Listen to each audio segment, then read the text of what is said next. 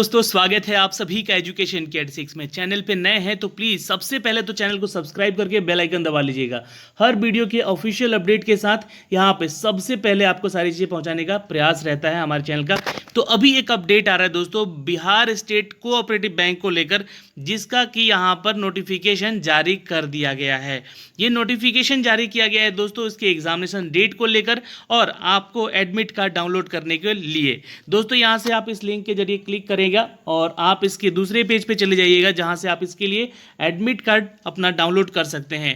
दोस्तों इसके लिए मैं एक चीज़ आप क्लियर कर दूं कि यहाँ से आपको जो एग्जामिनेशन डेट का शेड्यूल किया गया है वो 10 जुलाई किया गया है। जैसा कि आप यहाँ पे देख सकते हैं एग्जामिनेशन डेट आपका 10 जुलाई रखा गया है और इस दिन आपका एग्ज़ाम होना है। क्योंकि ये ऑनलाइन एग्जाम होगा, आप सभी को पता है कि यहाँ पे आपका सीबीटी टेस्ट होगा, कंप्यूटर बेस्ड टेस्ट होगा और उसके बाद आपका जी हाँ दोस्तों सिलेक्शन प्रोसीजर के लिए आप आगे बढ़ेंगे। इसके लिए आप एडवर्टाइजमेंट पढ़ सकते हैं। जी हाँ, जो भी इसका एग्ज़ाम प्रोसीजर था मैंने आपको पिछले वीडियोज़ में बताए हुए हैं और अब यहाँ पे क्लिक करके आप इसका एडमिट कार्ड डाउनलोड कर सकते हैं। तो यहाँ पे आप जैसे ही क्लिक करेंगे तो आपको इस पेज पे ले जाएगा जहाँ से आप अपना रजिस्ट्रेशन नंबर और साथ में जो आपका डेट ऑफ बर्थ है पासवर्ड के तौर पे डाल के आप यहाँ पे लॉगिन कर लीजिएगा और आप अपना एडमिट कार्ड डाउनलोड कर सकते हैं। जी हाँ, यहाँ से इस कैप्चे को डालिएगा और कैप्चे को यहाँ पर डालकर यहाँ पर लॉगिन कर लीजिएगा। लॉगिन करने के बाद आपको यहाँ से आपका जी हाँ एडमिट कार्ड जारी कर दिया जाएगा और यहाँ से आपका एडमिट कार्ड मिल जाएगा। तो यहाँ पे दोस्तों आपका जो डेट है आपको कॉल लेटर निकालने का वो 25 जून से एक्टिव कर दिया गया है, बोला गया था जैसा कि, और 10 जुलाई से इसका एग्ज़ाम है। तो ये अपडेट है आपके लिए यहाँ से दोस्तों। तो 10 जुलाई से आपका परीक्षा का तिथि निर्धारित कर दिया गया है। तो ये एक बड़ी खबर है, यहाँ से आपकी परीक्षाएं होने लगी हैं और आपकी परीक्षाओं के अपडेट भी अब आने लगे हैं। तो ऐसे ही करके जो भी परीक्षा का अपडेट आएगा हम आप तक पहुँचाएंगे अपने चैनल के माध्यम से। जी हाँ, एक खबर है दोस्तों बिहार एसटीईटी परीक्षार्थियों के लिए। ये अपडेट है दोस्तों बिहार एसटीईटी की मेरिट लिस्ट को लेकर। आज के अपडेट में अभी 2-3 घंटे पहले हमारे शिक्षा मंत्री विजय कुमार चौधरी जी ने एक अपडेट दिया है। इस अपडेट में क्या कहा गया है, तो मेरिट लिस्ट जो है आपका वो बहाली की प्रक्रिया से उसका कोई मतलब नहीं है।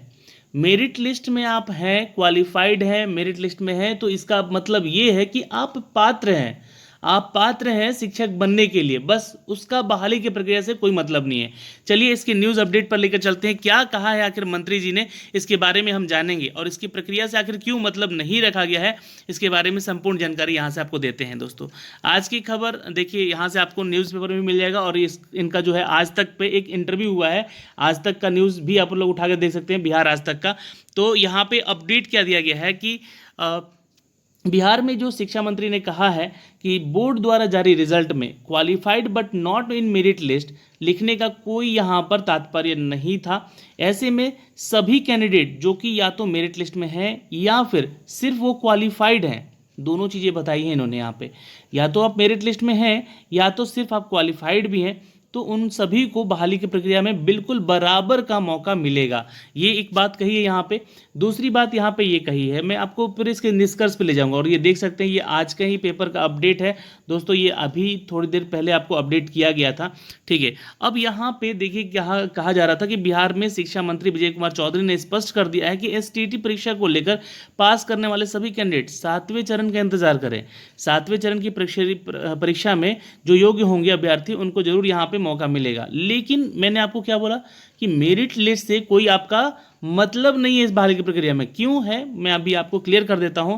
क्योंकि देखिए एसटीईटी 2019 को लेकर जो आधार रखा गया था यहाँ पर कि शिक्षकों की भर्ती को लेकर जारी गतिरोध भी अभी भी चल रहा है और शिक्षा मंत्री ने स्पष्ट कर दिया कि परीक्षार्थी जो भी है यहाँ पे क्वालिफाई हुए हैं उम्मीदवार शिक्षक भर्ती के लिए पात्र माने जाएंगे। तो ये तो बिल्कुल सत्य है यहाँ पे। और उन्होंने यह भी कह दिया है कि जो बोर्ड द्वारा जारी रिजल्ट में qualified but not in merit list के लिए हैं लिखने का कोई मतलब या तात्पर्य नहीं था यहाँ पर।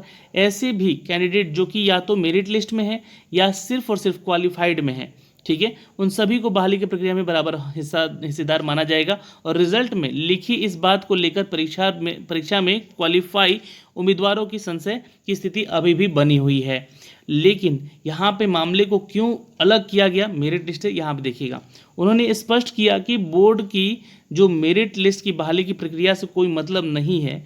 बहाली का जो प्रक्रिया होगा आपका वो उस समय तक होगा, देखिए बहाली के समय जिलों में नियोजन की इकाई से अपनी मेरिट लिस्ट बनेगी। यानी कि देखिए पहले तो यहाँ पे ये बातें नहीं कही गई थी, यहाँ पे सिर्फ STT 2019 को बोला गया था कि ये डायरेक्ट रिक्रूटमेंट है, यानी कि आप एग्ज़ाम पास कीजिए, आपका चयन कंप्लीट हुआ यहाँ पे। लेकिन बाद में यहाँ पे मेरिट लिस्ट लाया गया, खुद ही लेकर आए लोग, तो शिक्षा विभाग खुद ही लेकर आया मेरिट लिस्ट, और आज खुद ही बोल रहा है कि इस मेरिट लिस्ट से आपका कोई तात्पर्य नहीं है, इस मेरिट लिस्ट में कोई मतलब नहीं है, आपका नियोजन का प्रक्रिया होगा, नियोजन की इकाई होगी, अपना मेरिट लिस्ट जो भी बनेगा वो नियोजन की इकाई के बेस पे बनेगा। अब वहाँ पे जो होगा नियोजन की प्रक्रिया जो होगी उसके आधार पे आपका चयन होगा, उसके आधार पे आप शिक्षक बन पाएंगे। जैसे कि छठे चरण तक शिक्षक बहाली हो रही थी, उसी के बिहाफ पे, उसी के जो रास्ते कदम पे कह ले यहाँ पर, तो आपकी ये प्रक्रिया होने वाली है। दोस्तों STT पास कैंडिडेट के सर्टिफिकेट की वैधता जीवन भर तो कर दी गई है, यानी कि अगली बार अगले साल जो एग्ज़ाम होगा STT का, उसमें आप पास नहीं भी होते हैं तो कोई दिक्कत नहीं है, आप अगले साल जब वैकेंसी निकलेगी उसमें आप आएंगे और उसमें फॉर्म भरेंगे और नियोजन की प्रक्रिया में भाग लेंगे। लेकिन क्वालिफाइड होंगे तभी, नहीं तो क्वालिफाइड नहीं है तो आपको एग्ज़ाम देना पड़ेगा अगले STT 2020-21 के लिए। तो क्या ये 20-21 में बहाली की प्रक्रिया फिर आएगी या नहीं आएगी, इसके ऊपर भी चर्चा भी बहुत गंभीर है, क्योंकि यही बहाली की प्रक्रिया करते करते शायद इनका 4 साल 5 साल ना निकल जाए। वैसे तो कहा गया है हाईकोर्ट के जरिए कि 6 महीने में इसका फाइनल नियुक्ति कर दिया जाए, 6 महीने से ज़्यादा समय नहीं लेना चाहिए, और इनको ज्वाइनिंग भी कराने की बात की गई है। और इसलिए उम्र सीमा के भीतर होने वाले सभी बहालियों की उम्र जो उम्मीदवार हैं वो पात्र माने जाएंगे।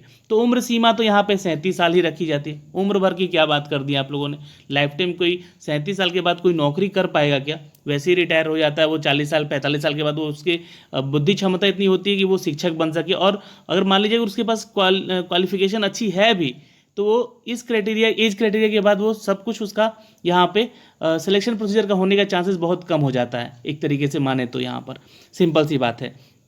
अब दोस्तों यहाँ पे यही बात कह दी गई है साफ साफ मंत्री जी के द्वारा कि बहाली के समय जिलों का नियोजन इकाइयों में अपनी मेरिट लिस्ट बनेगी, अब इसी आधार पे आपका चयन होगा। तो जो भी छात्र बिहार STT 2019 के लिए उम्मीदवार हैं, क्वालिफाइड हैं और मेरिट लिस्ट में भी हैं, तो वो इस बात का ध्यान रखें, ये सिर्फ और सिर्फ आपकी पात्रता है, ऐसा कहना है हमारे मंत्री जी का। आप लोगों की राय क्या है? क्योंकि मेरी राय तो यहाँ पर यह है कि जब आप लोगों ने डायरेक्ट रिक्रूटमेंट की बात की थी, तो अब मेरिट लिस्ट और नियोजन की बातें क्यों हो रही है? और इसी के लिए यहाँ पे बहुत सारे विवाद उठ रहे हैं, जो कि छात्र यहाँ पे आंदोलन करने की भी बात कर रहे हैं। 29 जून को डेट निर्धारित किया गया है आंदोलन के लिए, जो कि बिहार में शिक्षक बनने के लिए जो छात्र उम्मीदवार हैं उनके लिए अपडेट हो रहा है 29 जून। तो देखिए 29 जून का भी अपडेट, यानी कि कल क्या होगा उसके बारे में भी हम आपको अपने चैनल के माध्यम से लगातार अपडेट देते रहेंगे, जो भी अपडेट आएगा। तो प्लीज़ जुड़े रहिएगा हमारे साथ और बने रहिएगा हमारे इस चैनल के माध्यम से, और वो हर बहाली की प्रक्रिया के बारे में जो कि शिक्षक भर्ती से होगा हम आप तक पहुँचाने का पूरा प्रयास करेंगे। तो ये 2 अपडेट थे दोस्तों। बिहार में बहाली की प्रक्रियाएँ शुरू हो गई हैं, और बिहार स्टेट कोऑपरेटिव बैंक का एडमिट कार्ड जारी कर दिया गया है, एग्ज़ाम डेट 10 जुलाई को रखा गया है। और दूसरा कि यहाँ पर बिहार STT के लिए मंत्री जी ने क्या कहा है कि मेरिट लिस्ट की बहाली की प्रक्रिया से कोई मतलब नहीं है, ये सिर्फ और सिर्फ आपके लिए पात्रता है। ये एक STT जो है कि आपने सिर्फ क्वालिफाई किया यहाँ पे, इसका मतलब ये नहीं कि आप शिक्षक बन गए। जबकि ऐसा स्टार्ट में जब वैकेंसी निकाली गई थी STT 2019 की, तो कहा गया था कि ये डायरेक्ट रिक्रूटमेंट होगा, मतलब कि जो छात्र यहाँ पे सिलेक्ट होंगे उनका चयन कर लिया जाएगा। लेकिन अब नियोजन की इकाइयों को लाकर यहाँ पर नियोजन किया जाएगा, फिर आप शिक्षक बनने के लिए पात्र होंगे। तो ये एक बैरियर लग चुका है यहाँ पे। अब इसके बारे में जो भी अपडेट होगा हम आप तक पहुंचाने का प्रयास करेंगे अपने चैनल के माध्यम से। वीडियो आपको कैसा लगा प्लीज़ लाइक और शेयर कीजिएगा, और फीडबैक जरूर दीजिएगा कि आपकी राय क्या है। लेकिन किसी को भी यहाँ पे अपशब्द ना बोलेंगे, चाहे वो सरकार हो, चाहे वो विभाग हो, या किसी को भी ना कहेंगे, नहीं तो शायद यहाँ पर चैनल पे भी एक्शन लिया जा सकता है। तो जैसा कि आप लोगों को पता है कि नोटिस जब आता है तो हम लोग नोटिस को तो भाई यहाँ पे आप लोगों तक पहुँचा ही देंगे कि ऐसा ऐसा चीज़ हो रहा है, लेकिन उसमें सिर्फ लॉस आप ही का होगा, आपके ऊपर भी कार्रवाई हो सकती है। तो आप लोग सिर्फ अपना फीडबैक दीजिए कि सरकार की मंशा क्या है यहाँ पर, और आप क्या जानते हैं इसके बारे में अपडेट भी देंगे, और ये क्या चाहते हैं जानना हमसे उसके बारे में पूछ सकते हैं आप लोग। धन्यवाद दोस्तों, मिलेंगे आपसे अगली वीडियो में। तब तक के लिए बाय बाय, टेक केयर, ध्यान रखेंगे अपना और अपने परिवार का।